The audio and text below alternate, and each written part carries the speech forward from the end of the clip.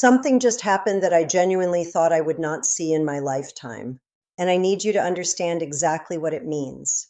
Because if you miss this, you will miss the most structurally significant development in American foreign policy since the end of the Cold War. In less than 1 month, more than 10 countries have expelled or severely restricted the United States military from their territory. Let me say that slowly so it lands the way it should. 10 countries. In less than 1 month, Saudi Arabia, Kuwait, Spain, Italy, France, United Kingdom, Austria, Switzerland, Poland, which did not expel anyone but extracted maximum advantage from everyone else's decisions, and Germany, which is watching 5,000 of its American troops leave, not because Berlin asked them to go, but because Trump announced the withdrawal as punishment and delivered a gift instead. I want to give you the numbers first, because the numbers are where the reality lives before the narrative gets built around it. The United States maintained between 80 and 100,000 military personnel across Europe before this month, 36,000 in Germany alone, 12,000 in Italy, 10,000 in the United Kingdom, 4,000 in Spain. Each one of those soldiers depended on basing infrastructure that is now vetoed, restricted, or operating under conditions so severe they amount to functional expulsion. In Rota and Moron in Spain, Washington lost its primary logistical gateway to Africa and the Middle East. 5 guided missile destroyers were based there, low-cost maintenance infrastructure for the entire fleet. Without those installations, any sustained military operation in the region becomes logistically punishing in ways that compound over time. In Germany, the losses are more catastrophic. The headquarters of U.S. European Command, Ramstein Air Base, Landstuhl Regional Medical Center, the primary trauma facility for American casualties across the entire European theater, and one detail that nobody in the mainstream coverage is discussing with the seriousness it deserves. 100 American tactical nuclear weapons deployed across 5 European countries, Germany, Belgium, Italy, the Netherlands, Turkey, whose operational viability depends on the goodwill of the host nations providing the infrastructure to use them. That goodwill is now in question in ways it has never been before. Italy restricted Sigonella, the command post of the Sixth Fleet and the control point for the central Mediterranean. France limited American operations from its southern bases to defensive flights only, which in practice renders any offensive operation from French territory impossible. The United Kingdom followed with its own restrictions. Austria and Switzerland, neither a NATO member, both historical intelligence and overflight cooperators, ended that cooperation after the February strikes on Iran and Saudi Arabia. The Prince Sultan Air Base, the primary coalition installation in the desert, the facility from which any meaningful American military operation in the Gulf region depends, closed to American forces. The Saudi royal family, which had been one of Trump's most publicly celebrated relationships, called Washington and made clear the arrangement was over. No aircraft, no intelligence sharing, no overflight rights. The most powerful military in human history cannot fly a single aircraft from the country that sits at the center of the region it went to war in. Now, here is the question I want to sit with before I explain how this happened.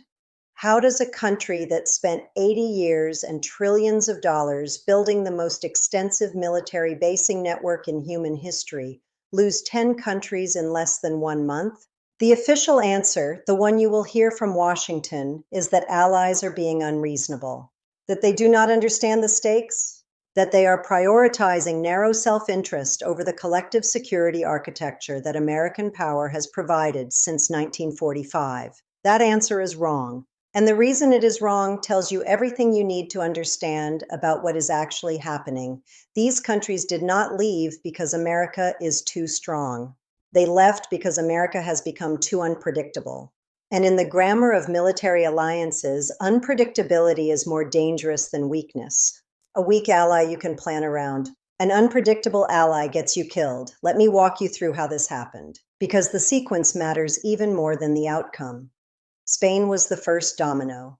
The Spanish government denied the use of Rota and Moron for operations against Iran. Washington reacted with fury. Secretary Rubio publicly suggested the alliance needed to be re-examined. The Wall Street Journal reported the administration was considering closing at least one European base.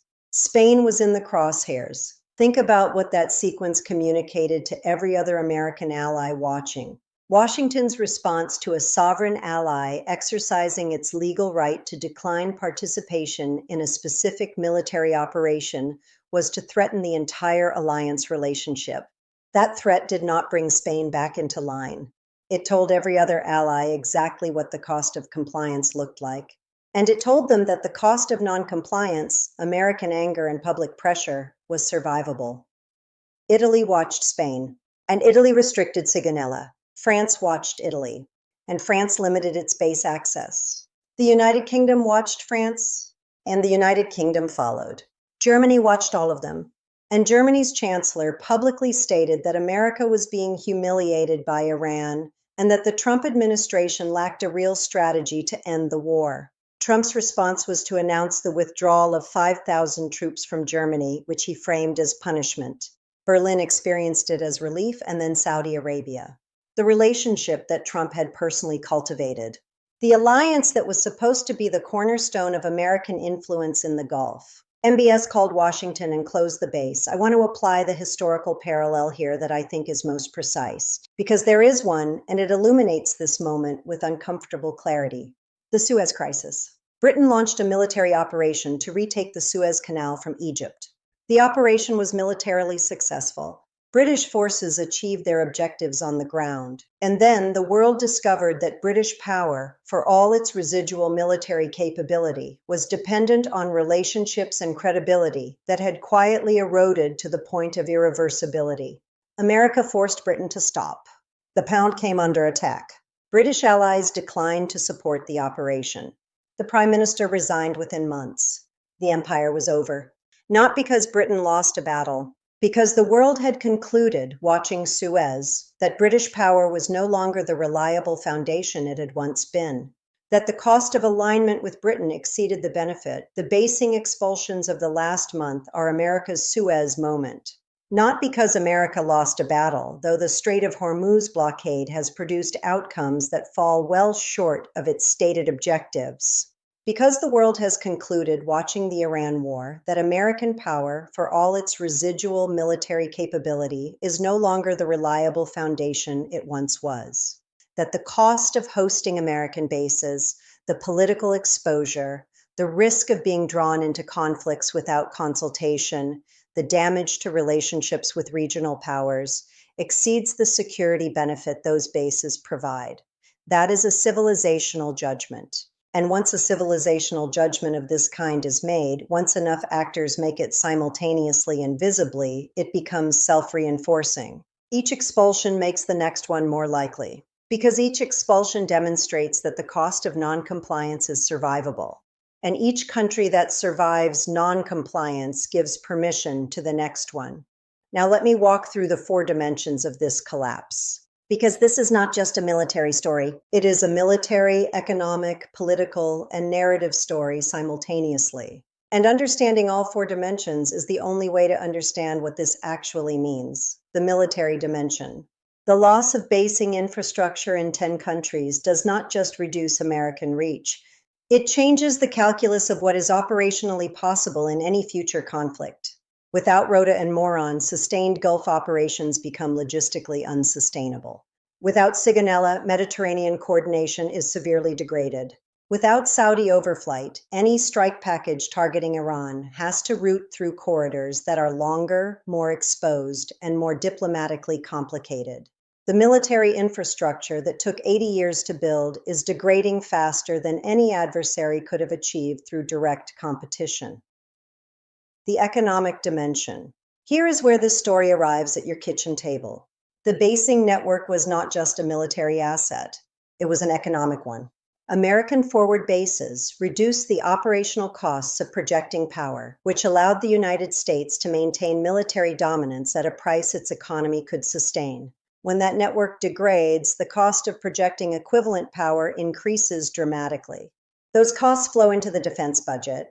The defense budget competes with every other priority in the federal government. And the federal government's ability to fund those priorities without borrowing depends on the dollar's reserve currency status, which depends in part on the credibility of American military power, which depends on the basing network that is now shrinking. The political dimension.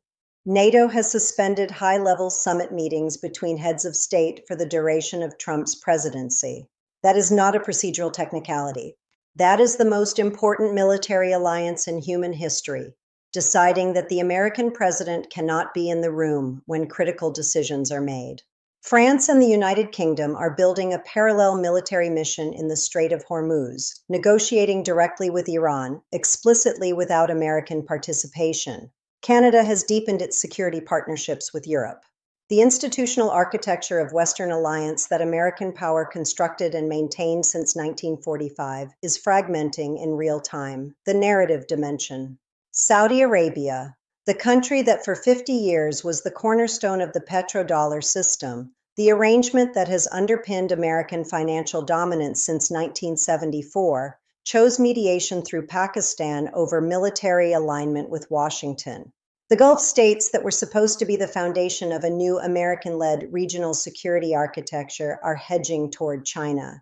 The global South, watching all of this, is drawing conclusions that American policy cannot reverse through press releases. Now let me connect this to your life, because this is not abstract. The petrodollar system depends on two things: global demand for oil denominated in dollars, and American military credibility in the Gulf region that makes dollar-denominated oil feel like the safe, stable, reliable option. When Saudi Arabia closes its bases to American aircraft and begins positioning itself as a mediator rather than an American ally, both of those things are under pressure simultaneously. When the dollar's reserve currency premium erodes, your borrowing costs rise. When your borrowing costs rise, your mortgage rate does not fall back to where it was. The monthly payment that was supposed to be temporary becomes permanent. The refinancing window that was supposed to open stays closed. The retirement account that was supposed to grow at a rate that compounds into security grows at a rate that compounds into anxiety instead. Every base that closes is a data point. Every data point shifts the trajectory. The trajectory determines the world your children inherit. And the people setting the trajectory did not ask you whether this was the world you wanted. Now, I want to be honest about something before I close, because honesty is the thing that distinguishes structural analysis from propaganda.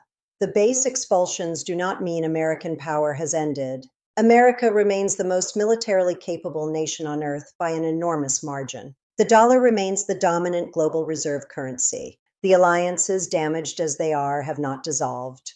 NATO still exists. The security relationships still function at working levels, even where they have been restricted at the political level.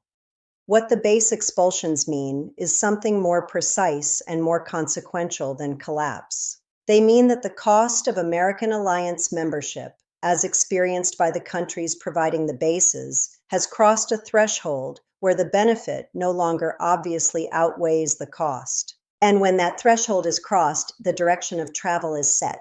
Countries do not reinvite military bases after expelling them. Relationships do not return to their pre-rupture state once the rupture has been made visible. The German chancellor called it a rupture of the kind that happens once every century, 80 years in the making and now arrived. And once a rupture of that scale has been named publicly by the chancellor of the most important American ally in Europe, the naming itself changes the reality, because it gives permission to every other actor to name it too. I want to close with the question I think matters most. Not the question of how this happened. We know how it happened. The question of what comes next. Is there a version of this story where the alliance system is reconstructed? Where American credibility is rebuilt? Where the bases come back and the relationships heal? The structural answer is yes. History contains examples of empires that reformed, that corrected course, that rebuilt relationships after ruptures. The Marshall Plan rebuilt Western Europe after the devastation of the Second World War.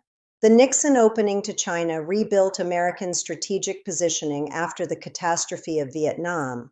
But those recoveries required something that the current American political system appears structurally incapable of producing: an honest accounting of what went wrong, an acknowledgement that the path taken was the wrong path, and a sustained, patient, consistent commitment to a different approach, not for one news cycle.